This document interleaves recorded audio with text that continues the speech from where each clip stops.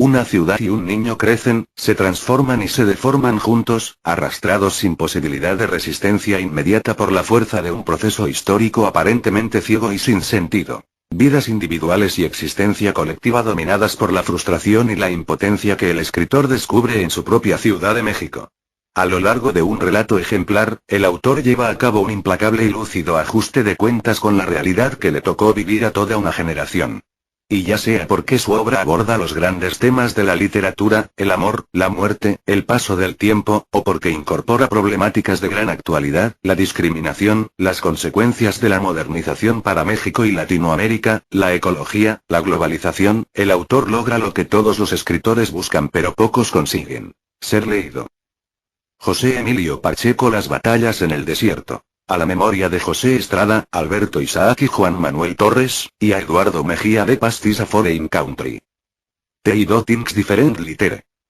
L.P. Hardley. The Go Between en primero. El mundo antiguo. Me acuerdo, no me acuerdo. ¿Qué año era aquel? Ya había supermercados pero no televisión, radio tan solo. Las aventuras de Carlos Lacroix, Tarzán, el llanero solitario, la legión de los madrugadores, los niños catedráticos, leyendas de las calles de México, Panseco, el Dr. Ick, la doctora Corazón desde su clínica de almas.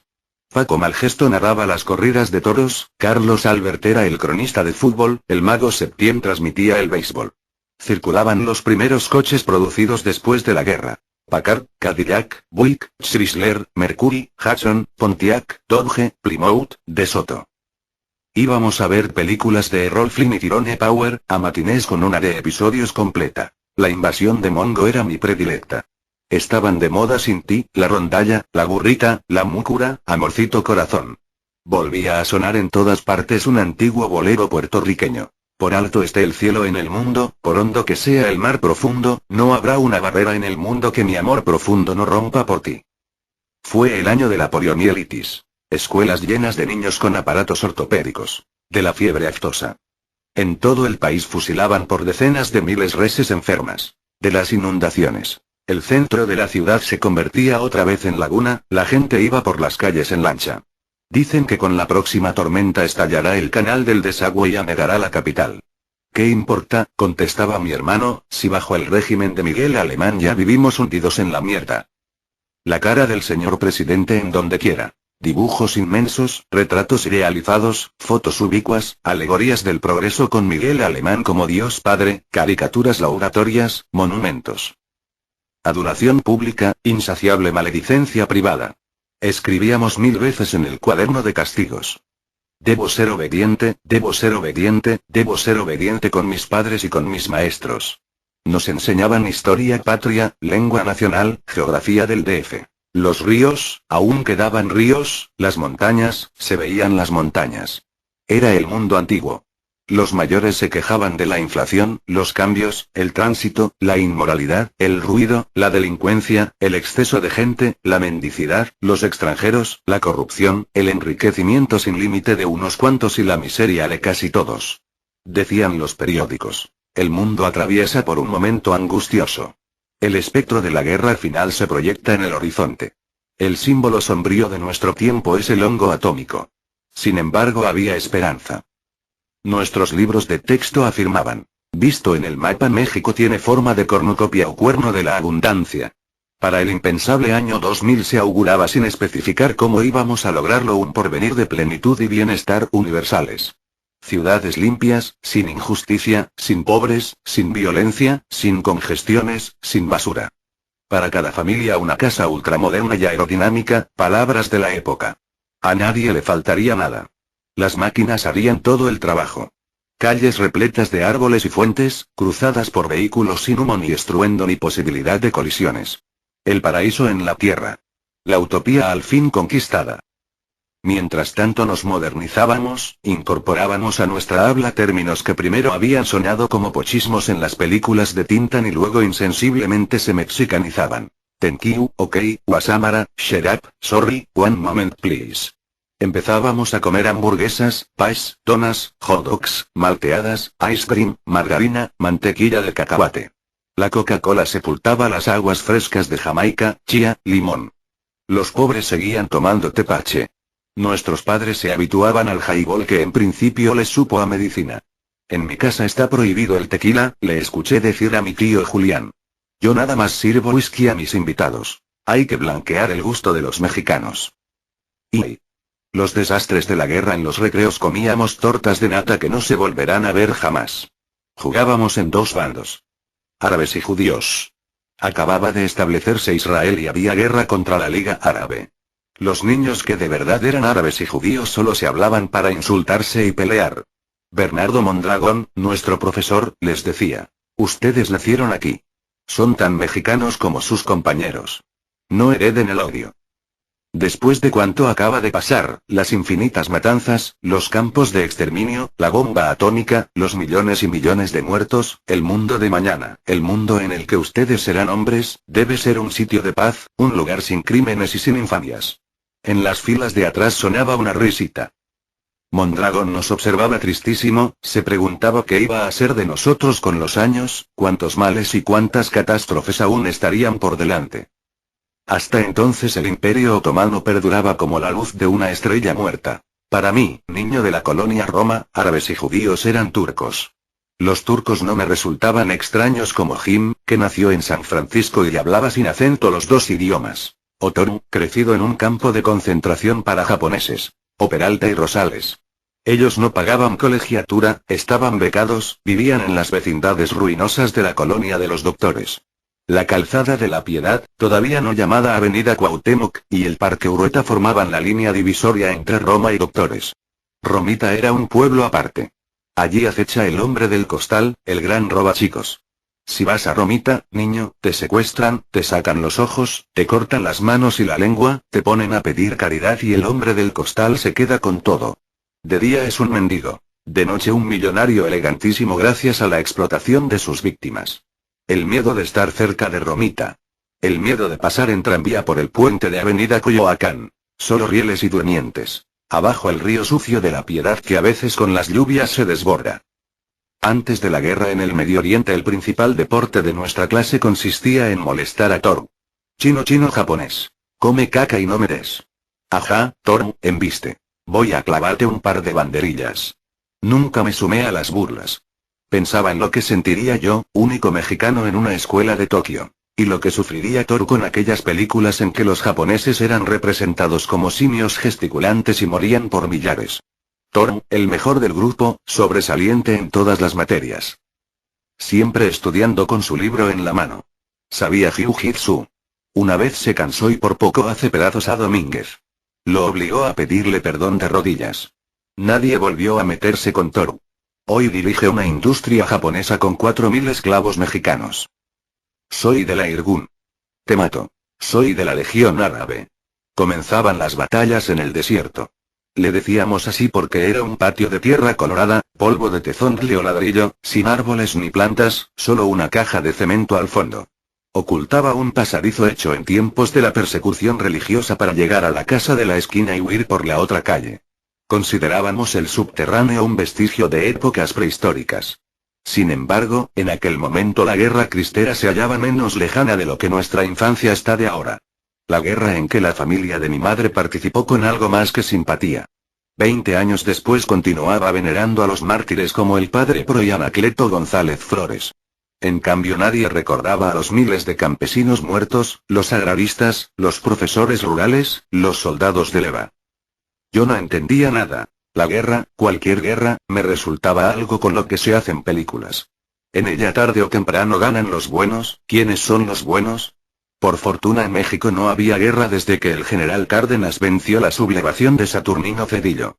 Mis padres no podían creerlo porque su niñez, adolescencia y juventud pasaron sobre un fondo continuo de batallas y fusilamientos. Pero aquel año, al parecer, las cosas andaban muy bien. A cada rato suspendían las clases para llevarnos a la inauguración de carreteras, avenidas, presas, parques deportivos, hospitales, ministerios, edificios inmensos. Por regla general eran nada más un montón de piedras. El presidente inauguraba enormes monumentos inconclusos a sí mismo. Horas y horas bajo el sol sin movernos ni tomar agua. Rosales trae limones. Son muy buenos para la sed. Pásate uno esperando la llegada de Miguel Alemán. Joven, sonriente, simpático, brillante, saludando a bordo de un camión de redilas con su comitiva. Aplausos, confeti, serpentinas, flores, muchachas, soldados, todavía con sus cascos franceses, pistoleros, aún nadie los llamaba guaruras, la eterna viejecita que rompe la valla militar y es fotografiada cuando entrega al señor presidente un ramo de rosas. Había tenido varios amigos pero ninguno les cayó bien a mis padres. Jorge por ser hijo de un general que combatió a los cristeros. Arturo por venir de una pareja divorciada y estar a cargo de una tía que cobraba por echar las cartas. Alberto porque su madre viuda trabajaba en una agencia de viajes, y una mujer decente no debía salir de su casa. Aquel año yo era amigo de Jim. En las inauguraciones, que ya formaban parte natural de la vida, Jim decía: hoy va a venir mi papá. Y luego, ¿lo ven? Es el de la corbata azul marina. Allí está junto al presidente alemán. Pero nadie podía distinguirlo entre las cabecitas bien peinadas con linaza o glostora. Eso sí, a menudo se publicaban sus fotos. Jim cargaba los recortes en su mochila. ¿Ya viste a mi papá en el Excelsior? Qué raro. No se parecen en nada. Bueno, dicen que salía mi mamá. Voy a parecerme a él cuando crezca. Y Ali Baba y los 40 ladrones. Era extraño que si su padre tenía un puesto tan importante en el gobierno y una influencia decisiva en los negocios, Jim estudiara en un colegio de medio pelo, propio para quienes vivíamos en la misma colonia Roma Avenida A-, no para el hijo del poderosísimo amigo íntimo y compañero de banca de Miguel Alemán, el ganador de millones y millones a cada iniciativa del presidente. Contratos por todas partes, terrenos en Acapulco, permisos de importación, constructoras, autorizaciones para establecer filiales de compañías norteamericanas. Asbestos, leyes para cubrir todas las azoteas con tinacos de asbesto cancerígeno. Reventa de leche en polvo hurtada a los desayunos gratuitos en las escuelas populares, falsificación de vacunas y medicinas, enormes contrabandos de oro y plata, inmensas extensiones compradas a centavos por metro, semanas antes de que se anunciaran la carretera o las obras de urbanización que elevarían 10.000 veces el valor de aquel suelo. 100 millones de pesos cambiados en dólares y depositados en Suiza el día anterior a la devaluación. Aún más indescifrable resultaba que Jim viviera con su madre no en una casa de las Lomas, o cuando menos Polanco, sino en un departamento en un tercer piso cerca de la escuela. Qué raro. No tanto, se decía en los recreos. La mamá de Jim es la querida de ese tipo. La esposa es una vieja horrible que sale mucho en sociales. Fíjate cuando haya algo para los niños pobres, jeje, mi papá dice que primero los hacen pobres y luego les dan limosna, y la verás retratada. Espantosa, gordísima. Parece guacamaya o mamut. En cambio la mamá de Jim es muy joven, muy guapa, algunos creen que es su hermana. Y él, Terciaba Ayala, no es hijo de ese cabrón ratero que está chingando a México, sino de un periodista gringo que se llevó a la mamá a San Francisco y nunca se casó con ella. El señor no trata muy bien al pobre de Jim.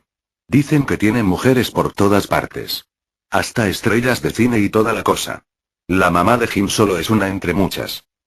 No es cierto, les contestaba yo. No sean así. ¿Les gustaría que se hablara de sus madres en esa forma? Nadie se atrevió a decirle estas cosas a Jim, pero él, como si adivinara la murmuración, insistía. Veo poco a mi papá porque siempre está fuera, trabajando al servicio de México. Sí, cómo no, replicaba Alcaraz. Trabajando al servicio de México. Ali Baba y los 40 ladrones. Dicen en mi casa que están robando hasta lo que no hay. Todos en el gobierno de Alemán son una bola de ladrones. Ya que te compre otro suétercito con lo que nos roba. Jim se pelea y no quiere hablar con nadie. No me imagino qué pasaría si se enterase de los rumores acerca de su madre. Cuando él está presente, los ataques de nuestros compañeros se limitan al señor. Jim se ha hecho mi amigo porque no soy su juez. En resumidas cuentas, ¿él qué culpa tiene? Nadie escoge cómo nace, en dónde nace, cuándo nace, de quiénes nace. Y ya no vamos a entrar en la guerra de los recreos. Hoy los judíos tomaron Jerusalén, pero mañana será la venganza de los árabes. Los viernes, a la salida de la escuela, iba con Jim al Roma, el Royal, el Balmorí, cines que ya no existen. Películas de Lassie o Elizabeth Taylor adolescente.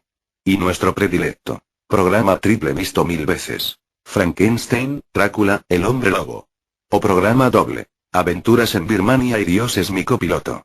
O bien, una que al padre Pérez del Valle le encantaba proyectar los domingos en su club Vanguardias. Adiós, Mr. Chips. Me dio tanta tristeza como Bambi. Cuando a los 3 o 4 años vi esta película de Walt Disney, tuvieron que sacarme del cine llorando porque los cazadores mataban a la mamá de Bambi. En la guerra asesinaban a millones de madres. Pero no lo sabía, no lloraba por ellas ni por sus hijos. Aunque en el Cinelandia junto a las caricaturas del pato Donald, el ratón Mickey, Popeye el marino, el pájaro loco y Bugs Bunny pasaban los noticieros. Bombas cayendo a plomo sobre las ciudades, cañones, batallas, incendios, ruinas, cadáveres. Y lugar de en medio éramos tantos hermanos que no podía invitar a Jim a mi casa. Mi madre siempre arreglando lo que dejábamos tirado, cocinando, lavando ropa. Ansiosa de comprar lavadora, aspiradora, licuadora, olla express, refrigerador eléctrico. El nuestro era de los últimos que funcionaban con un bloque de hielo cambiado todas las mañanas. En esa época mi madre no veía sino el estrecho horizonte que le mostraron en su casa. Detestaba a quienes no eran de Jalisco. Juzgaba extranjeros al resto de los mexicanos y aborrecía en especial a los capitalinos. Odiaba la colonia Roma porque empezaban a desertarla las buenas familias y en aquellos años la habitaban árabes y judíos y gente del sur, campechanos, chiapanecos, tabasqueños, yucatecos. Regañaba a Héctor que ya tenía 20 años y en vez de asistir a la Universidad Nacional en donde estaba inscrito, pasaba las semanas en el swing club y en billares, cantinas, burdeles. Su pasión era hablar de mujeres, política, automóviles. Tanto quejarse de los militares, decía, y ya ven cómo anda el país cuando imponen en la presidencia a un civil. Con mi general Enríquez Guzmán, México estaría tan bien como Argentina con el general Perón. Ya verán cómo se van a poner aquí las cosas en 1952. Me canso que, con el PRI o contra el PRI, Enríquez Guzmán va a ser presidente. Mi padre no salía de su fábrica de jabones que se ahogaba ante la competencia y la publicidad de las marcas norteamericanas. Anunciaban por radio los nuevos detergentes. Ace, Fat, Bell, y sentenciaban. El jabón pasó a la historia. Aquella espuma que para todos, aún ignorantes de sus daños, significaba limpieza, comodidad, bienestar y, para las mujeres, liberación de horas sin término ante el lavadero, para nosotros representaba la cresta de la ola que se llevaba nuestros privilegios. Monseñor Martínez, arzobispo de México, decretó un día de oración y penitencia contra el avance del comunismo. No olvido aquella mañana. En el recreo le mostraba a Jim uno de mis pequeños grandes libros, novelas ilustradas que en el extremo superior de la página tenían finito, las figuras parecían moverse si uno dejaba correr las hojas con el dedo pulgar, cuando Rosales, que nunca antes se había metido conmigo, gritó. ¡Ey, miren! Esos dos son putos. Vamos a darles pamba a los putos. Me le fui encima a golpes. Pásame a tu madre, pinche güey, y verás qué tan puto, indio pendejo. El profesor nos separó. Yo con un labio roto, él con sangre de la nariz que le manchaba la camisa. Gracias a la pelea mi padre me enseñó a no despreciar. Me preguntó con quién me había enfrentado. Llamé indio a Rosales. Mi padre dijo que en México todos éramos indios, aún sin saberlo ni quererlo. Si los indios no fueran al mismo tiempo los pobres nadie usaría esa palabra a modo de insulto. Me refería a Rosales como pelado. Mi padre señaló que nadie tiene la culpa de estar en la miseria, y antes de juzgar mal a alguien debía pensar si tuvo las mismas oportunidades que yo. Millonario frente a Rosales, frente a Harriet Eaton yo era un mendigo. El año anterior, cuando aún estudiábamos en el Colegio México, Harriet Eaton me invitó una sola vez a su casa en Las Lomas. Billar subterráneo, piscina, biblioteca con miles de tomos encuadernados en piel, despensa, cava, gimnasio, vapor, cancha de tenis, 6 baños. ¿Por qué tendrán tantos baños las casas ricas mexicanas? Su cuarto daba a un jardín en declive con árboles antiguos y una cascada artificial. A Harry no lo habían puesto en el americano sino en el México para que conociera un medio de lengua española y desde temprano se familiarizara con quienes iban a ser sus ayudantes, sus prestanombres, sus eternos aprendices, sus criados. Cenamos. Sus padres no me dirigieron la palabra y hablaron todo el tiempo en inglés. Oney, how do you like a little speak? Esa mi dijet, isn't it? Oh Jack, please. My bed pork it is catching on. Don't worry, dear, you wouldn't understand a thing. Al día siguiente Harry me dijo, voy a darte un consejo. Aprende a usar los cubiertos. Anoche comiste filete con el tenedor del pescado. Y no hagas ruido al tomar la sopa, no hables con la boca llena, mastica despacio trozos pequeños. Lo contrario me pasó con Rosales cuando acababa de entrar en esta escuela, ya que ante la crisis de su fábrica mi padre no pudo seguir pagando las colegiaturas del México. Fui a copiar unos apuntes de civismo a casa de Rosales. Era un excelente alumno, el de mejor letra y ortografía, y todos lo utilizábamos para estos favores. Vivía en una vecindad apuntalada con vigas. Los caños inservibles anegaban el patio.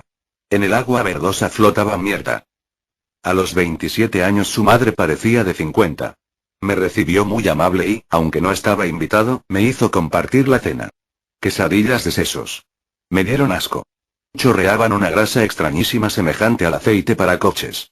Rosales dormía sobre un petate en la sala. El nuevo hombre de su madre lo había expulsado del único cuarto. Por hondo que sea el mar profundo, el pleito convenció a Jim de que yo era su amigo. Un viernes hizo lo que nunca había hecho. Me invitó a merendar en su casa. Qué pena no poder llevarlo a la mía. Subimos al tercer piso y abrió la puerta. Traigo llave porque a mi mamá no le gusta tener sirvienta. El departamento olía a perfume, estaba ordenado y muy limpio. Muebles flamantes de Sears Roebuck. Una foto de la señora Porceno, otra de Jim cuando cumplió 1 año, al fondo el Golden Gate, varias del señor con el presidente en ceremonias, en inauguraciones, en el tren Olivo, en el avión el mexicano, en fotos de conjunto. El cachorro de la revolución y su equipo. Los primeros universitarios que gobernaban el país. Técnicos, no políticos. Personalidades morales intachables, insistía la propaganda. Nunca pensé que la madre de Jim fuera tan joven, tan elegante y sobre todo tan hermosa. No supe qué decirle. No puedo describir lo que sentí cuando ella me dio la mano. Me hubiera gustado quedarme allí mirándola. Pasen por favor al cuarto de Jim. Voy a terminar de prepararles la merienda. Jim me enseñó su colección de plumas atómicas, los bolígrafos apestaban, derramaban tinta viscosa. Eran la novedad absoluta aquel año en que por última vez usábamos tintero, manguillo, secante, los juguetes que el señor le compró en Estados Unidos. Cañón que disparaba cohetes de salva, cazabombardero de propulsión a chorro, soldados con lanzallamas, tanques de cuerda, ametralladoras de plástico, apenas comenzaban los plásticos, tren eléctrico Lionel, radio portátil. No llevo nada de esto a la escuela porque nadie tiene juguetes así en México. No, claro, los niños de la Segunda Guerra Mundial no tuvimos juguetes. Todo fue producción militar. Hasta la Parker y la Esterbrook, leí en selecciones, fabricaron en vez de plumas materiales de guerra. Pero no me importaban los juguetes. Oye, ¿cómo dijiste que se llama tu mamá? Mariana. Le digo así, no le digo mamá. ¿Y tú? No, pues no, a la mía le hablo de usted. Ella también les habla de usted a mis abuelitos. No te burles, Jim, no te rías. Pasen a merendar, dijo Mariana. Y nos sentamos. Yo frente a ella, mirándola. No sabía qué hacer. No probar bocado o devorarlo todo para halagarla. Si como, pensará que estoy hambriento. Si no como, creerá que no me gusta lo que hizo. Mastica despacio, no hables con la boca llena. ¿De qué podemos conversar? Por fortuna Mariana rompe el silencio. ¿Qué te parecen? Les dicen flying saucers. Platos voladores, sándwiches asados en este aparato. Me encantan, señora, nunca había comido nada tan delicioso. Pan Bimbo, jamón, queso Kraft, tocino, mantequilla, ketchup, mayonesa, mostaza. Eran todo lo contrario de pozole, la birria, las tostadas de pata, el chicharrón en salsa verde que hacía mi madre. ¿Quieres más platos voladores? Con mucho gusto te los preparo. No, mil gracias, señora. Están riquísimos, pero de verdad no se moleste. Ella no tocó nada. Me habló todo el tiempo. Jim callado, comiendo uno tras otro platos voladores. Mariana me preguntó, ¿a qué se dedica tu papá? Qué pena contestarle. Es dueño de una fábrica, hace jabones de tocador y de lavadero. Lo están arruinando los detergentes. ¿Así? Nunca lo había pensado. Pausas, silencios. ¿Cuántos hermanos tienes? 3 hermanas y un hermano. ¿Son de aquí de la capital? Solo la más chica y yo, los demás nacieron en Guadalajara. Teníamos una casa muy grande en la calle de San Francisco. Ya la tumbaron. ¿Te gusta la escuela? La escuela no está mal aunque, ¿verdad, Jim? Nuestros compañeros son muy latosos. Bueno, señora, con su permiso, ya me voy. ¿Cómo aclararle? ¿Me matan si regreso después de las 8? 1.000.000 de gracias, señora. Todo estuvo muy rico. Voy a decirle a mi mamá que compre el asador y me haga platos voladores. No hay en México, intervino por primera vez Jim. Si quieres te lo traigo ahora que vaya a los Estados Unidos. Aquí tienes tu casa. Vuelve pronto. Muchas gracias de nuevo, señora. Gracias, Jim. Nos vemos el lunes. Cómo me hubiera gustado permanecer allí para siempre o cuando menos llevarme la foto de Mariana que estaba en la sala. Caminé por Tabasco, di vuelta en Córdoba para llegar a mi casa en Zacatecas. Los faroles plateados daban muy poca luz. Ciudad en penumbra, misteriosa colonia Roma de entonces. Átomo del inmenso mundo, dispuesto muchos años antes de mi nacimiento como una escenografía para mi representación. Una sinfonola tocaba el bolero. Ese momento la música había sido nada más el himno nacional, los cánticos de mayo en la iglesia, Cricri, sus canciones infantiles Los Caballitos, Marcha de las Letras, Negrito Sandía, El Ratón Vaquero, Juan Pestañas y la melodía circular, envolvente, húmeda de Ravel con que la SEC iniciaba sus transmisiones a las 6:30, cuando mi padre encendía el radio para despertarme con el estruendo de la Legión de los Madrugadores. Al escuchar el otro bolero que nada tenía que ver con el de Ravel, me llamó la atención la letra. Por alto esté el cielo en el mundo, por hondo que sea el mar profundo. Miré la avenida Álvaro Obregón y me dije, voy a guardar intacto el recuerdo de este instante porque todo lo que existe ahora mismo nunca volverá a ser igual. Un día lo veré como la más remota prehistoria. Voy a conservarlo entero porque hoy me enamoré de Mariana. ¿Qué va a pasar? No pasará nada. Es imposible que algo suceda. ¿Qué haré? ¿Cambiarme de escuela para no ver a Jim y por tanto no ver a Mariana? ¿Buscar a una niña de mi edad? Pero a mi edad nadie puede buscar a ninguna niña.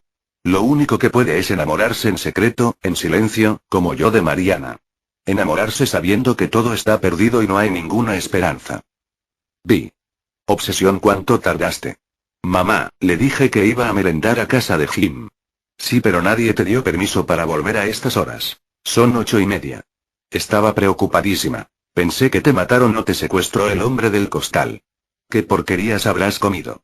Ve tú a saber quiénes serán los padres de tu amiguito. ¿Es ese mismo con el que vas al cine? Sí. Su papá es muy importante. Trabaja en el gobierno. ¿En el gobierno? ¿Y vive en ese mugroso edificio? ¿Por qué nunca me habías contado? ¿Cómo dijiste que se llama? Imposible. Conozco a la esposa. Es íntima amiga de tu tía Elena. No tienen hijos. Es una tragedia en medio de tanto poder y tanta riqueza. Te están tomando el pelo, Carlitos. Quién sabe con qué fines, pero te están tomando el pelo. Voy a pedirle a tu profesor que desenrede tanto misterio. No, por favor, se lo suplico. No le diga nada a Mondragón. ¿Qué pensaría la mamá de Jim si se enterase? La señora fue muy buena conmigo. Ahora sí, solo eso me faltaba. ¿Qué secreto te traes? Di la verdad. ¿No fuiste a casa del tal Jim? Finalmente convencí a mi madre. De todos modos le quedó la sospecha de que algo extraño había ocurrido. Pasé un fin de semana muy triste. Volví a ser niño y regresé a la Plaza Ajusco a jugar solo con mis carritos de madera. La Plaza Ajusco a donde me llevaban recién nacido a tomar sol y en donde aprendí a caminar. Sus casas porfirianas, algunas ya demolidas para construir edificios horribles. Su fuente en forma de trébol, llena de insectos que se deslizaban sobre el agua. Y entre el parque y mi casa vivía doña Sara P. de Malero. Me parecía imposible ver de lejos a una persona de quien hablaban los libros de historia, protagonista de cosas ocurridas 40 años atrás. La viejecita frágil, dignísima, siempre de luto por su marido asesinado. Jugaba en la Plaza Ajusco y una parte de mí razonaba. ¿Cómo puedes haberte enamorado de Mariana si solo la has visto una vez y por su edad podría ser tu madre? Es idiota y ridículo porque no hay ninguna posibilidad de que te corresponda. Pero otra parte, la más fuerte, no escuchaba razones. Solo repetía su nombre como si el pronunciarlo fuera a acercarla. El lunes resultó peor. Jim dijo. Le caíste muy bien a Mariana. Le gusta que seamos amigos. Pensé. Entonces me registra, se fijó en mí, se dio cuenta un poco, cuando menos un poco de en qué forma me ha impresionado. Durante semanas y semanas preguntaba por ella con cualquier pretexto para que Jim no se extrañase. Trataba de camuflar mi interés y al mismo tiempo sacarle información sobre Mariana. Jim nunca me dijo nada que yo no supiera. Al parecer ignoraba su propia historia. No me imagino cómo podían saberla los demás. Una y otra vez le rogaba que me llevara a su casa para ver los juguetes, los libros ilustrados, los cómics. Jim leía cómics en inglés que Mariana le compraba en Sanborns. Por lo tanto despreciaba nuestras lecturas. Pepín, Paquín, chamaco, cartones. Para algunos privilegiados el Villiquen argentino o el Penécar chileno. Como siempre nos dejaban mucha tarea, solo podía ir los viernes a casa de Jim. A esa hora Mariana se hallaba en el salón de belleza, arreglándose para salir de noche con el señor.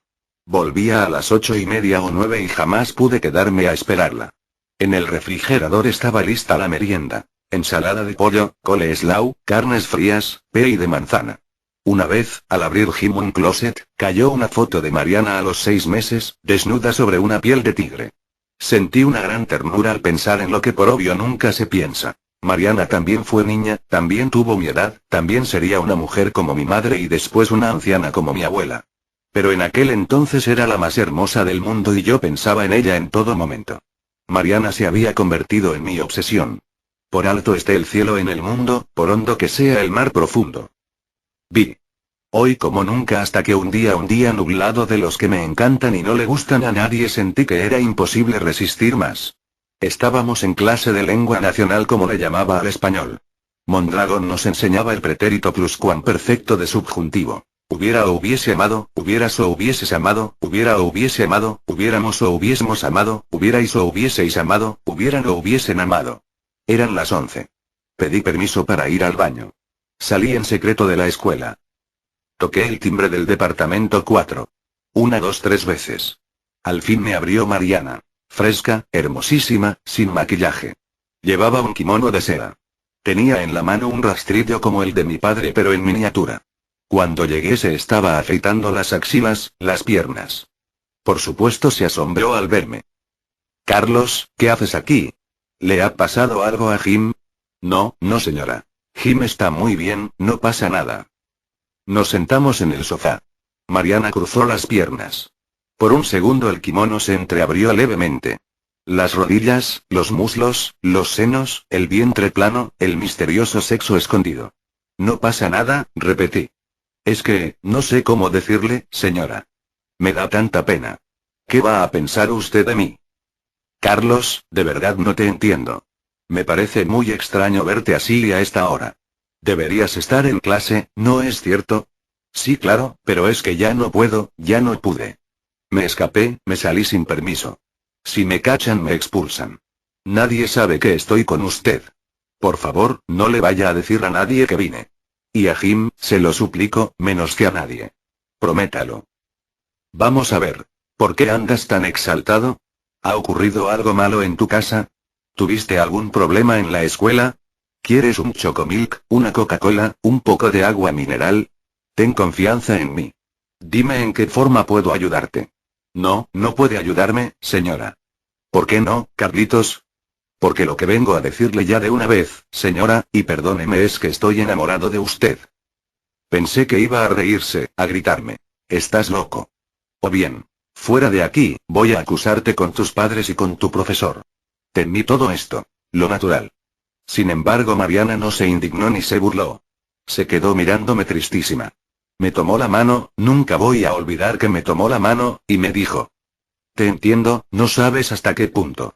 Ahora tú tienes que comprenderme y darte cuenta de que eres un niño como mi hijo y yo para ti soy una anciana. Acabo de cumplir 28 años. De modo que ni ahora ni nunca podrá haber nada entre nosotros. ¿Verdad que me entiendes? No quiero que sufras. Te esperan tantas cosas malas, pobrecito. Carlos, toma esto como algo divertido. Algo que cuando crezcas puedas recordar con una sonrisa, no con resentimiento. Vuelve a la casa con Jim y sigue tratándome como lo que soy, la madre de tu mejor amigo. No dejes de venir con Jim, como si nada hubiera ocurrido, para que se te pase la infatuación, perdón, el enamoramiento y no se convierta en un problema para ti, en un drama capaz de hacerte daño toda tu vida. Sentí ganas de llorar. Me contuve y dije, tiene razón, señora. Me doy cuenta de todo. Le agradezco mucho que se porte así. Discúlpeme. De todos modos tenía que decírselo. Me iba a morir si no se lo decía. No tengo nada que perdonarte, Carlos. Me gusta que seas honesto y que enfrentes tus cosas. Por favor, no le cuente a Jim. No le diré, pierde cuidado. Solté mi mano de la suya. Me levanté para salir. Entonces Mariana me retuvo. Antes de que te vayas, ¿puedo pedirte un favor? Déjame darte un beso. Y me dio un beso rápido, no en los labios sino en las comisuras. Un beso como el que recibía Jim antes de irse a la escuela. Me estremecí. No la besé. No dije nada. Bajé corriendo las escaleras. En vez de regresar a clases caminé hasta Insurgentes. Después llegué en una confusión total a mi casa. Pretexté que estaba enfermo y quería acostarme. Pero acababa de telefonear el profesor. Alarmados al ver que no aparecía, me buscaron en los baños y por toda la escuela. Jim afirmó. Debe de haber ido a visitar a mi mamá. ¿A estas horas? Sí. Carlitos es un tipo muy raro. ¿Quién sabe qué se trae? Yo creo que no anda bien de la cabeza. Tiene un hermano gángster medio loco. Mondragón y Jim fueron al departamento. Mariana confesó que yo había estado allí unos minutos porque el viernes anterior olvidé mi libro de historia. Y a Jim le dio rabia esta mentira. No sé cómo, pero vio claro todo y le explicó al profesor. Mondragón habló a la fábrica y a la casa para contar lo que yo había hecho, aunque Mariana lo negaba. Su negativa me volvió aún más sospechoso a los ojos de Jim, de Mondragón, de mis padres. Príncipe mundo, nunca pensé que fueras un monstruo. ¿Cuándo has visto aquí malos ejemplos? Dime que fue Héctor quien te indujo a esta barbaridad. El que corrompe a un niño merece la muerte lenta y todos los castigos del infierno. Anda, habla, no te quedes llorando como una mujerzuela. Di que tu hermano te malaconsejó para que lo hicieras. Oiga usted, mamá, no creo haber hecho algo tan malo, mamá. Todavía tienes el cinismo de alegar que no has hecho nada malo. En cuanto se te baje la fiebre vas a confesarte y a comulgar para que Dios nuestro Señor perdone tu pecado. Mi padre ni siquiera me regañó. Se limitó a decir, este niño no es normal. En su cerebro hay algo que no funciona. Debe de ser el golpe que se dio a los 6 meses cuando se nos cayó en la plaza Ajusco. Voy a llevarlo con un especialista. Todos somos hipócritas, no podemos vernos ni juzgarnos como vemos y juzgamos a los demás. Hasta yo, que no me daba cuenta de nada, sabía que mi padre llevaba años manteniendo la casa chica de una señora, su exsecretaria, con la que tuvo 2 niñas. Recordé lo que me pasó una vez en la peluquería mientras esperaba mi turno. Junto a las revistas políticas estaban Bea y Vodevil. Aproveché que el peluquero y su cliente, absortos, hablaban mal del gobierno. Escondí el Bea dentro del hoy y miré las fotos de Tongolele, Sumuiki, Calantán, casi desnudas. Las piernas, los senos, la boca, la cintura, las caderas, el misterioso sexo escondido. El peluquero que afeitaba todos los días a mi padre y me cortaba el pelo desde que cumplí 1 año vio por el espejo la cara que puse. Deja eso, Carlitos. Son cosas para grandes. Te voy a acusar con tu papá. De modo, pensé, que si eres niño no tienes derecho a que te gusten las mujeres. Y si no aceptas la imposición se forma el gran escándalo y hasta te juzgan loco. ¡Qué injusto! ¿Cuándo, me pregunté, había tenido por vez primera conciencia del deseo? Tal vez 1 año antes, en el cine Chapultepec, frente a los hombros desnudos de Jennifer Johnson Duelo al sol. O más bien al ver las piernas de Antonia cuando se subía las faldas para trapear el suelo pintado de congo amarillo. Antonia era muy linda y era buena conmigo. Sin embargo yo le decía, eres mala porque ahorcas a las gallinas. Me angustiaba verlas agonizar. Mejor comprarlas muertas y desplumadas. Pero esa costumbre apenas se iniciaba. Antonia se fue porque Héctor no la dejaba en paz. No volví a la escuela ni me dejaron salir a ningún lado. Fuimos a la iglesia de Nuestra Señora del Rosario a donde íbamos los domingos a oír misa, hice mi primera comunión y, gracias a mis primeros viernes, seguía acumulando indulgencias. Mi madre se quedó en una banca, rezando por mi alma en peligro de eterna condenación. Me hinqué ante el confesionario. Muerto de vergüenza, le dije todo al padre Ferrán. En voz baja y un poco acezante el padre Ferrán me preguntó detalles. ¿Estaba desnuda? ¿Había un hombre en la casa? ¿Crees que antes de abrirte la puerta cometió un acto sucio? Y luego, ¿has tenido malos tactos? ¿Has provocado derrame? No sé qué es eso, padre. Me dio una explicación muy amplia. Luego se arrepintió, cayó en cuenta de que hablaba con un niño incapaz de producir todavía la materia prima para el derrame, y me echó un discurso que no entendí. Por obra del pecado original, el demonio es el príncipe de mundo y nos tiende trampas, nos presenta ocasiones para desviarnos del amor a Dios y obligarnos a pecar. Una espina más en la corona que hace sufrir a nuestro Señor Jesucristo. Dije. Sí, padre. Aunque no podía concebir al demonio ocupándose personalmente de hacerme caer en tentación. Mucho menos a Cristo sufriendo porque yo me había enamorado de Mariana. Como este rigor, manifesté propósito de enmienda. Pero no estaba arrepentido ni me sentía culpable. Querer a alguien no es pecado, el amor está bien, lo único demoníaco es el odio. Aquella tarde el argumento del padre Ferran me impresionó menos que su involuntaria guía práctica para la masturbación. Llegué a mi casa con ganas de intentar los malos tactos y conseguir el derrame. No lo hice. Recé 20 Padres Nuestros y 50 Aves Marías. Comulgué al día siguiente. Por la noche me llevaron al consultorio psiquiátrico de paredes blancas y muebles niquelados. X. Inglés obligatorio. El psiquiatra me interrogó y apuntó cuanto le decía en unas hojas amarillas rayadas. No supe contestar. Yo ignoraba el vocabulario de su oficio y no hubo ninguna comunicación posible. Nunca me había imaginado las cosas que me preguntó acerca de mi madre y mis hermanas. Después me hicieron dibujar a cada miembro de la familia y pintar árboles y casas. Más tarde me examinaron con la prueba de Rorschach. ¿Habrá alguien que no vea monstruos en las manchas de tinta? Con números, figuras geométricas y frases que yo debía completar. Eran tan bobas como mis respuestas. Mi mayor placer. Subirme a los árboles y escalar las fachadas de las casas antiguas, la nieve de limón, los días de lluvia, las películas de aventuras, las novelas de Salgari. O no, más bien quedarme en cama despierto. Pero mi padre me levanta a las 6:30 para que haga ejercicio, inclusive sábados y domingos. Lo que más odio. La crueldad con la gente y con los animales, la violencia, los gritos, la presunción, los abusos de los hermanos mayores, la aritmética, que haya quienes no tienen para comer mientras otros se quedan con todo. Encontrar dientes de ajo en el arroz o en los guisados. Que poden los árboles o los destruyan. Ver que tiren el pan a la basura. La muchacha que me hizo las últimas pruebas conversó delante de mí con el otro. Hablaron como si yo fuera un mueble. Es un problema edípico clarísimo, doctor. El niño tiene una inteligencia muy por debajo de lo normal. Está sobreprotegido y es sumiso. Madre castrante, tal vez escena primaria. Fue a ver a esa señora a sabiendas de que podría encontrarla con su amante. Discúlpeme, Elisita, pero creo todo lo contrario. El chico es listísimo y extraordinariamente precoz, tanto que a los 15 años podría convertirse en un perfecto idiota. La conducta atípica se debe a que padece desprotección, rigor excesivo de ambos progenitores, agudos sentimientos de inferioridad. Es, no lo olvide, de muy corta estatura para su edad y resulta el último de los hermanos varones.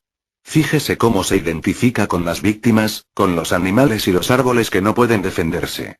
Anda en busca del afecto que no encuentra en la constelación familiar. Me dieron ganas de gritarles. Imbéciles, siquiera pónganse de acuerdo antes de seguir diciendo pendejadas en un lenguaje que ni ustedes mismos entienden. ¿Por qué tienen que pegarle etiquetas a todo? ¿Por qué no se dan cuenta de que uno simplemente se enamora de alguien? ¿Ustedes nunca se han enamorado de nadie?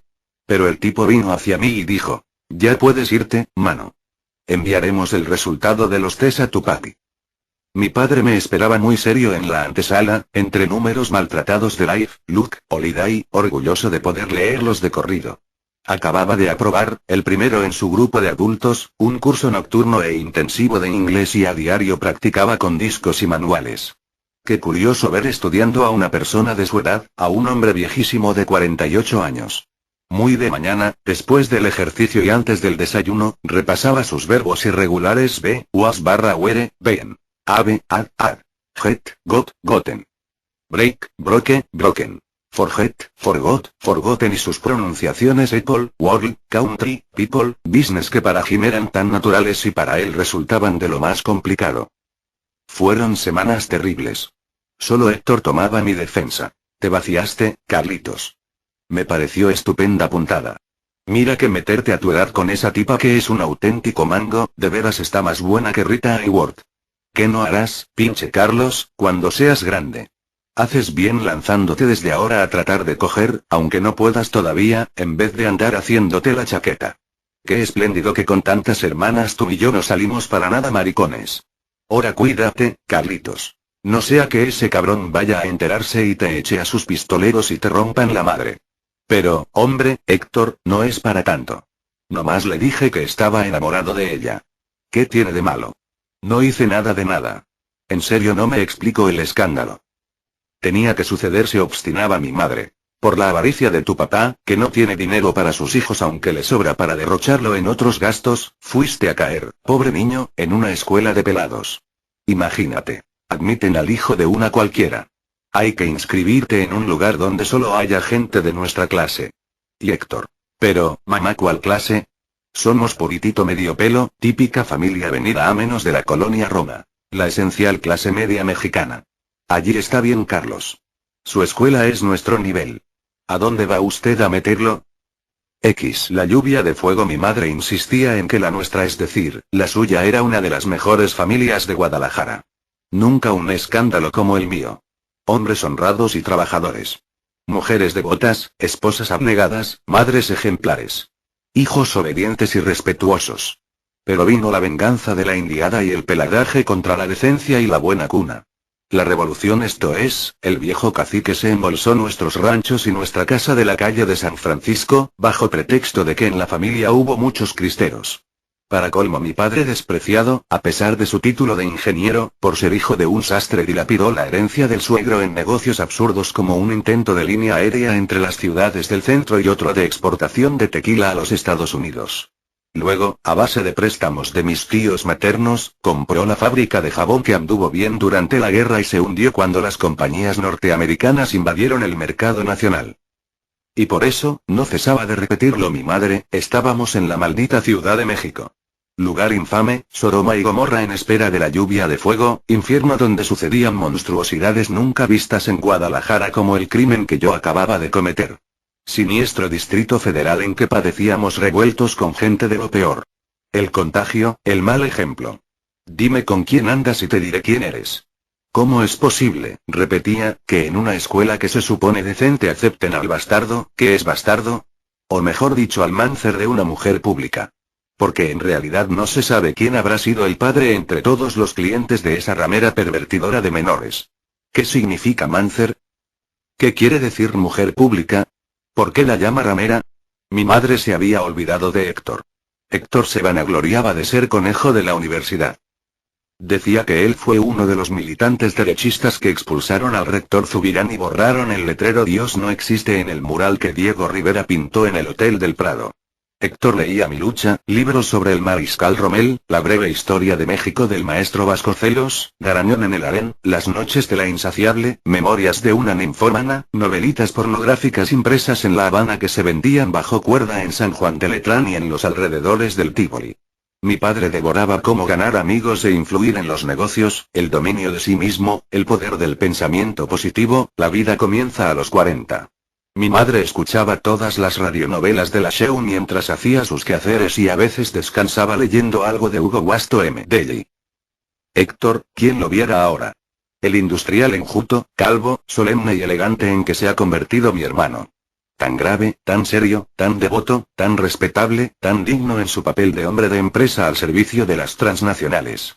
Caballero católico, padre de 11 hijos, gran señor de la extrema derecha mexicana. En esto al menos ha sido de una coherencia a toda prueba. Pero en aquella época, sirvientas que huían porque el joven trataba de violarlas, guiado por la divisa de su pandilla. Carne de gata, buena y barata. Héctor irrumpía a medianoche, desnudo y erecto, enloquecido por sus novelitas, en el cuarto de la azotea. Forcejeaba con las muchachas y durante los ataques y defensas Héctor eyaculaba en sus camisones sin lograr penetrarlas. Los gritos despertaban a mis padres. Subían. Mis hermanas y yo observábamos todo agazapados en la escalera de caracol. Regañaban a Héctor, amenazaban con echarlo de la casa y a esas horas despedían a la criada, aún más culpable que el joven por andar provocándolo. Enfermedades venéreas que le contagiaban las putas de Meave o bien las del 2 de abril. Un pleito de bandas rivales en los bordes del río de la Piedad. A Héctor de una pedrada le rompieron los incisivos. Él con una varilla le fracturó el cráneo a un cerrajero. Una visita a la delegación porque Héctor se endrogó con sus amigos del Parque Urueta, hizo destrozos en un café de chinos. Mi padre tuvo que pagar la multa y los daños y mover influencias en el gobierno para que Héctor no fuera a la cárcel. Cuando escuché que se había endrogado creí que Héctor debía dinero, pues en mi casa siempre se les llamó drogas a las deudas. En este sentido mi padre era el perfecto drogadicto. Más tarde Isabel, mi hermana mayor, me explicó de qué se trataba. Era natural que Héctor simpatizara conmigo. Por un momento le había quitado su lugar como oveja negra. Sí. Espectros también hubo líos a principios de año cuando Isabel se hizo novia de Esteban. En los 30 había sido famoso como actor infantil. Al crecer perdió su vocecita y su cara de inocencia. Ya no le dieron papeles en cine ni en teatro. Esteban se ganaba la vida leyendo chistes en la show, bebía como loco, estaba empeñado en casarse con Isabel e ir a probar suerte en Hollywood aunque no sabía una palabra de inglés. Llegaba a verla borracho, sin corbata, oliendo a rayos, con el traje manchado y los zapatos sucios. Nadie se lo explicaba. Pero Isabel era aficionada fanática. Esteban le parecía maravilloso porque Isabel lo vio en su época de oro y, a falta de Tyrone Power, Errol Flynn, Clark Gable, Robert Mitchum o Cary Grant, Esteban representaba su única posibilidad de besar a un artista de cine. Aunque fuera de cine mexicano, tema predilecto de las burlas familiares, casi tan socorrido por nosotros como el régimen de Miguel Alemán. ¿Ya viste qué cara de chofer tiene el tal Pedro Infante? Sí, claro, con razón les encanta a las gatas. Una noche mi padre sacó a Esteban a gritos y empujones. Al llegar tardísimo de su clase de inglés, lo encontró en la sala a media luz con la mano metida bajo la falda de Isabel. Héctor lo golpeó en la calle, lo derribó y lo siguió pateando hasta que Esteban pudo levantarse ensangrentado y huir como un perro. Isabel le retiró la palabra a Héctor y se dedicó a hostilizarme por cualquier motivo, si bien yo había tratado de frenar a mi hermano cuando pateaba en el suelo o al pobre de Esteban. Isabel y Esteban no volvieron a encontrarse jamás. Poco después, aniquilado por el fracaso, la miseria y el alcoholismo, Esteban se ahorcó en un ínfimo hotel de Tacubaya. A veces pasan por televisión sus viejas películas y me parece que contemplo a un fantasma. Pero en aquel momento la única ventaja fue quedarme con un cuarto propio. Hasta entonces había dormido en camas gemelas con Estelita, mi hermana menor. Cuando me declararon perverso, mi madre juzgó que la niña corría peligro. La cambiaron a la pieza de las mayores, con gran disgusto de Isabel, que estudiaba en la preparatoria, y de Rosa María que acababa de recibirse de secretaria en inglés y español. Héctor pidió que compartiéramos la habitación. Mis padres se negaron. A raíz de sus hazañas policiales y su último intento de forzar a una criada, Héctor dormía bajo candado en el sótano. Solo le daban cobijas y un colchón viejo. Su antigua recámara la utilizaba mi padre para guardar la contabilidad secreta de la fábrica y repetir 1000 veces cada lección de sus discos. At what time did you go to bed last night, that you are not yet up? I went to bed very late, and I overslept myself. I could not sleep until 4 o'clock in the morning. My servant did not call me, therefore I did not wake up. No conozco otra persona adulta que en efecto haya aprendido a hablar inglés en menos de un año. No le quedaba otro remedio. Escuché sin ser visto una conversación entre mis padres. Pobre Carlitos. No te preocupes, se le pasará. No, esto lo va a afectar toda su vida. Qué mala suerte. ¿Cómo pudo ocurrirle a nuestro hijo? Fue un accidente, como si lo hubiera atropellado un camión, haz de cuenta. Dentro de unas semanas ya ni se acordará. Si hoy le parece injusto lo que hemos hecho, cuando crezca comprenderá que ha sido por su bien. Es la inmoralidad que se respira en este país bajo el más corrupto de los regímenes. Ve las revistas, el radio, las películas. Todo está hecho para corromper al inocente. Así pues, estaba solo, nadie podía ayudarme. El mismo Héctor consideraba todo una travesura, algo divertido, un vidrio roto por un pelotazo. Ni mis padres ni mis hermanos ni Mondragón ni el padre Ferran ni los autores de los test se daban cuenta de nada. Me juzgaban según leyes en las que no cabían mis actos. Entré en la nueva escuela. No conocía a nadie. Una vez más fui el intruso extranjero. No había árabes ni judíos ni becarios pobres ni batallas en el desierto aunque sí, como siempre, inglés obligatorio. Las primeras semanas resultaron infernales. Pensaba todo el tiempo en Mariana.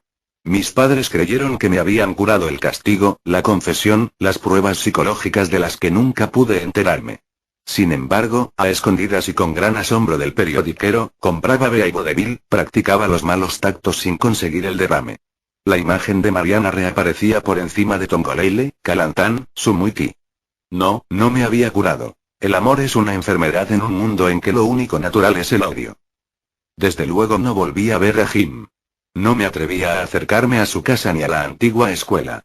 Al pensar en Mariana el impulso de ir a su encuentro se mezclaba a la sensación de molestia y ridículo. Qué estupidez meterme en un lío que pude haber evitado con solo resistirme a mi imbécil declaración de amor.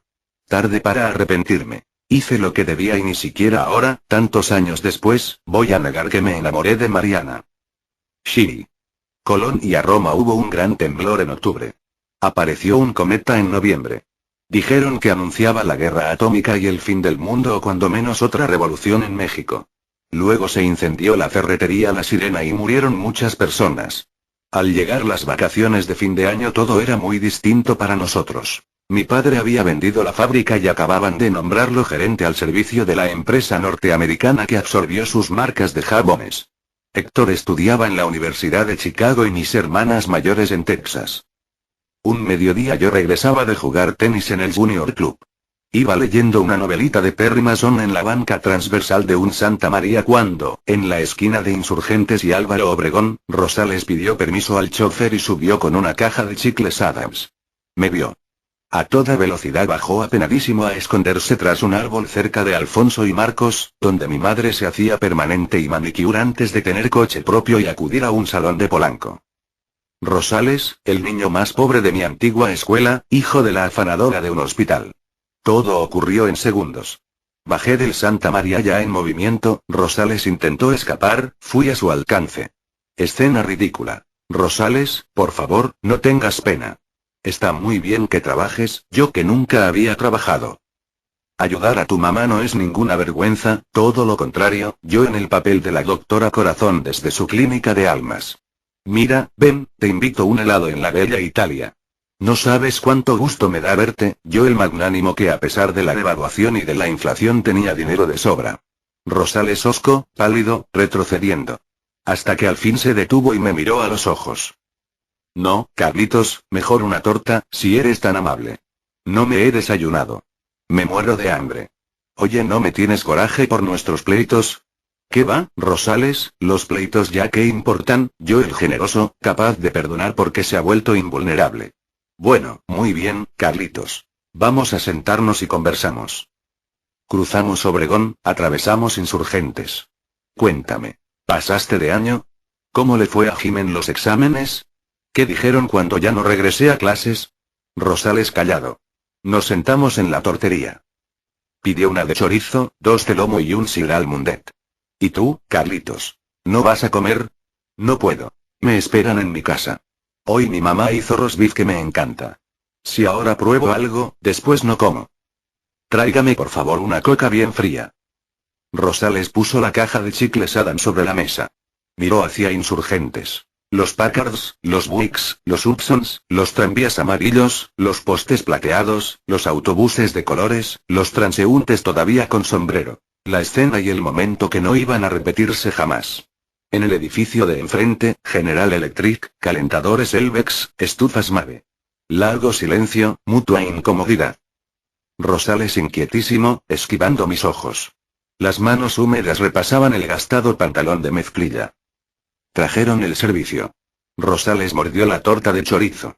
Antes de masticar el bocado tomó un trago de sidral para humedecerlo. Me dio asco. Hambre atrasada y ansiedad. Devoraba. Con la boca llena me preguntó, ¿y tú? ¿Pasaste de año a pesar del cambio de escuela? ¿Te irás de vacaciones a algún lado? En la Sinfonola terminó la múgura y empezó Riders in the Sky. En Navidad vamos a reunirnos con mis hermanos en Nueva York. Tenemos reservaciones en el Plaza. ¿Sabes lo que es el Plaza? Pero oye, ¿por qué no me contestas lo que te pregunté? Rosales tragó saliva, torta, sidral. Temí que se asfixiara. Bueno, Carlitos, es que, mira, no sé cómo decirte. En nuestro salón se supo todo. ¿Qué es todo? Eso de la mamá. Jim lo comentó con cada uno de nosotros. Te odia. Nos dio mucha risa lo que hiciste. Qué loco. Para colmo, alguien te vio en la iglesia confesándote después de tu declaración de amor. Y en alguna forma se corrió la voz de que te habían llevado con el loquero. No contesté. Rosales siguió comiendo en silencio. De pronto alzó la vista y me miró. Yo no quería decirte, Carlitos, pero eso no es lo peor. No, que otro te diga. Déjame acabarme mis tortas. Están riquísimas. Llevo un día sin comer. Mi mamá se quedó sin trabajo porque trató de formar un sindicato en el hospital. Y el tipo que ahora vive con ella dice que, como no soy hijo suyo, él no está obligado a mantenerme. Rosales, de verdad lo siento. Pero eso no es asunto mío y no tengo por qué meterme. Come lo que quieras y cuanto quieras yo pago, pero dime qué es lo peor. Bueno, Carlitos, es que me da mucha pena, no sabes. Anda ya de una vez, no me chingues, Rosales. Habla, di lo que me ibas a decir. Es que mira, Carlitos, no sé cómo decirte. La mamá de Jim murió. ¿Murió? ¿Cómo que murió? Sí, sí. Jim ya no está en la escuela. Desde octubre vive en San Francisco. Se lo llevó su verdadero papá. Fue espantoso. No te imaginas. Parece que hubo un pleito o algo con el señor ese del que Jim decía que era su padre y no era. Estaban él y la señora se llamaba Mariana, ¿no es cierto? En un cabaret, en un restaurante o en una fiesta muy elegante en Las Lomas. Discutieron por algo que ella dijo de los robos en el gobierno, de cómo se derrochaba el dinero arrebatado a los pobres. Al señor no le gustó que le alzara la voz allí delante de sus amigos poderosísimos. Ministros, extranjeros millonarios, grandes socios de sus enjuagues, en fin. Y la abofeteó delante de todo el mundo y le gritó que ella no tenía derecho a hablar de honradez porque era una puta. Mariana se levantó y se fue a su casa en un libre y se tomó un frasco de Nembutal o se abrió las venas con una hoja de rasurar o se pegó un tiro o hizo todo esto junto, no sé bien cómo estuvo. El caso es que al despertar Jim la encontró muerta, bañada en sangre. Por poco él también se muere del dolor y del susto. Como no estaba el portero del edificio, Jim fue a avisarle a Mondragón. No tenía a nadie más. Y ya ni modo. Se enteró toda la escuela. Hubieras visto el montonal de curiosos y la Cruz Verde y el agente del Ministerio Público y la policía. No me atreví a verla muerta, pero cuando la sacaron en camilla las sábanas estaban todas llenas de sangre. Para todos nosotros fue lo más horrible que nos ha pasado en la vida. Su mamá le dejó a Jim una carta en inglés, una carta muy larga en que le pedía perdón y le explicaba lo que te conté. Creo que también escribió otros recados, a lo mejor había uno para ti, ¿cómo saberlo? Aunque se hicieron humo, pues el señor de inmediato le echó tierra al asunto y nos prohibieron hacer comentarios entre nosotros y sobre todo en nuestras casas. Pero ya ves cómo vuelan los chismes y qué difícil es guardar un secreto. Pobre Jim, pobre cuate, tanto que lo fregamos en la escuela. De verdad me arrepiento. Rosales, no es posible. Me estás vacilando. Todo eso que me cuentas lo inventaste. Lo viste en una pinche película mexicana de las que te gustan. Lo escuchaste en una radionovela cursi de la Show. Esas cosas no pueden pasar. No me hagas bromas así, por favor.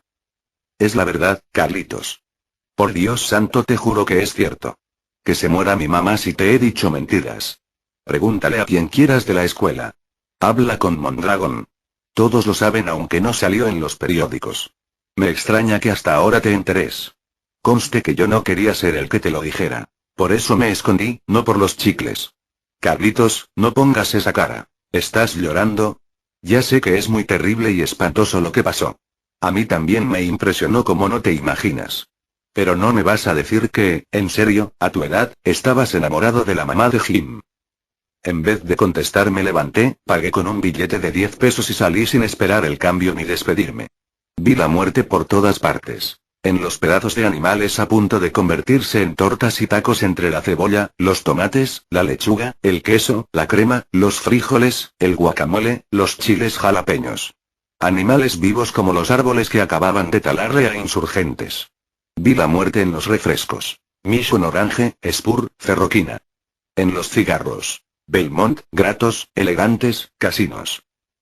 Corrí por la calle de Tabasco diciéndome, tratando de decirme. Es una chingadera de Rosales, una broma imbécil, siempre ha sido un cabrón. Quiso vengarse de que lo encontré muerto de hambre con su cajita de chicles y yo con mi raqueta de tenis, mi traje blanco, mi Perry Mason en inglés, mis reservaciones en el Plaza. No me importa que abra la puerta Jim. No me importa el ridículo. Aunque todos vayan a reírse de mí, quiero ver a Mariana. Quiero comprobar que no está muerta Mariana. Llegué al edificio, me sequé las lágrimas con un Kleenex, subí las escaleras, toqué el timbre del departamento 4. Salió una muchacha de unos 15 años. ¿Mariana? No, aquí no vive ninguna señora Mariana. Esta es la casa de la familia Morales. Nos cambiamos hace 2 meses. No sé quién habrá vivido antes aquí. Mejor pregúntale al portero. Mientras hablaba la muchacha pude ver una sala distinta, sucia, pobre, en desorden.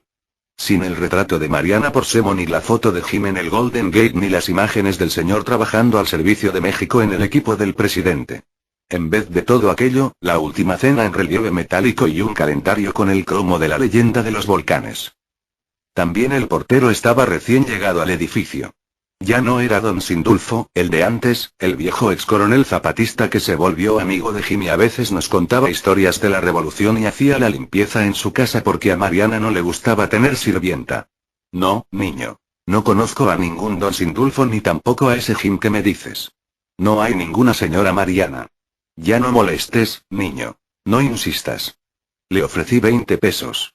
Ni 1000 que me dieras, niño. No puedo aceptarlos porque no sé nada de nada.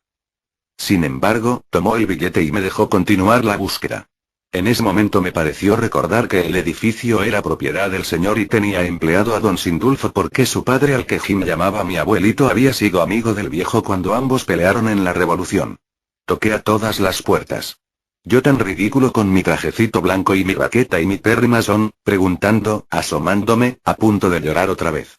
Olor a sopa de arroz, olor a chiles rellenos. En todos los departamentos me escucharon casi con miedo. Qué incongruencia mi trajecito blanco. Era la casa de la muerte y no una cancha de tenis. Pues no. Estoy en este edificio desde 1939 y, que yo sepa, nunca ha vivido aquí ninguna señora Mariana. ¿Jim? Tampoco lo conocemos. En el 8 hay un niño más o menos de tu edad pero se llama Everardo. ¿En el departamento 4? No, allí vivía un matrimonio de ancianitos sin hijos. Pero si vine 1.000.000 de veces a casa de Jim y de la señora Mariana. Cosas que te imaginas, niño. Debe de ser en otra calle, en otro edificio. Bueno, adiós. No me quites más tiempo. No te metas en lo que no te importa ni provoques más líos. Ya basta, niño, por favor. Tengo que preparar la comida. Mi esposo llega a las 2:30.